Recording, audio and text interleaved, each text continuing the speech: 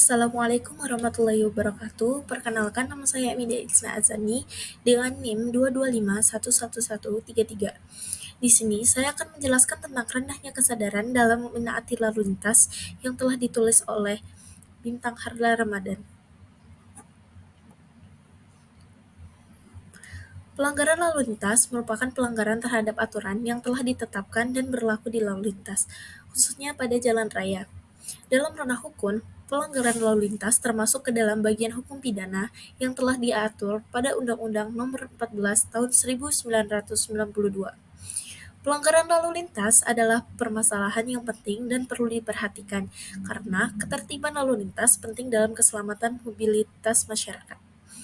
Kondisi lalu lintas terganggu karena adanya pengguna jalan yang melanggar lalu lintas, maka mobilitas masyarakat yang lainnya juga akan mengalami gangguan dalam kelancaran aktivitasnya, yang dimana akan mengakibatkan keterlambatan, pemborosan bahan bakar yang akan berujung dengan meningkatnya polusi udara.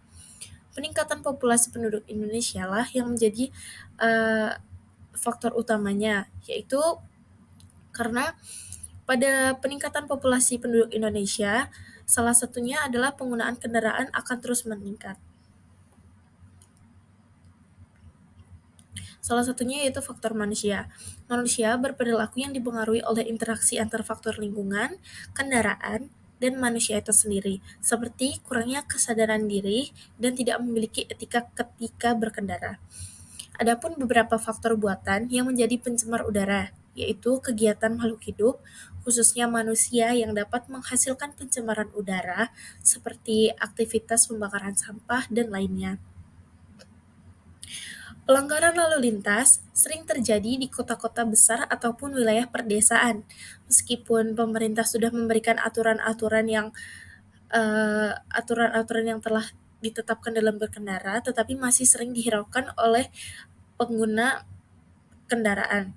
Para pelanggar lalu lintas biasanya melakukan hal-hal tersebut dikarenakan unsur kesengajaan, ketidakpatuhan, dan bahkan pura-pura tidak tahu akan peraturan yang telah ditetapkan oleh pemerintah.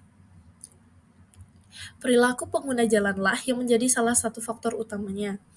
Kemudian ada juga pengendara yang berpikir akan patuh terhadap lalu lintas jika hanya ada polisi saja.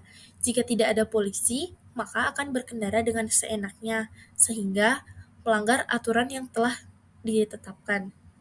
Para pelanggar lalu lintas biasanya tidak memperdulikan keselamatan orang lain dalam berkendara atau minimnya kesadaran diri.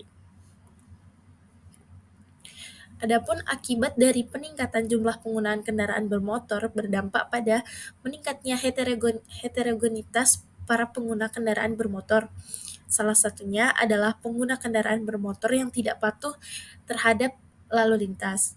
Ketidakpatuhan terhadap peraturan lalu lintas ini dapat dibuktikan melalui pelanggaran yang sering terjadi seperti berkendara di atas trotoar, berkendara tidak menggunakan helm, menggunakan ponsel saat berkendara, dan menerobos lampu apil.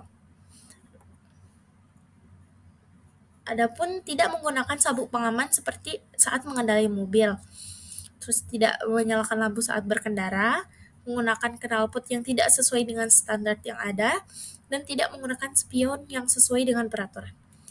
Pelanggaran aturan ini dapat menyebabkan konsekuensi yang cukup serius termasuk cedera ataupun kematian. Pelanggaran terhadap peraturan lalu lintas juga dapat dilihat sebagai pelanggaran terhadap nilai-nilai Pancasila.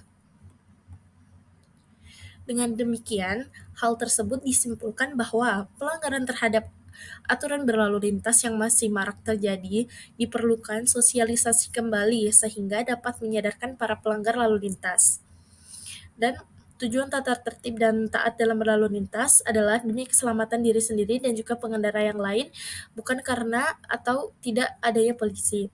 Kesadaran masyarakat merupakan kunci utama dalam permasalahan pelanggaran lalu lintas, mungkin dengan adanya pengenalan tentang patuh aturan sejak dini ataupun dijadikan salah satu solusi untuk mengatasi hal ini. Demikian, wassalamualaikum warahmatullahi wabarakatuh.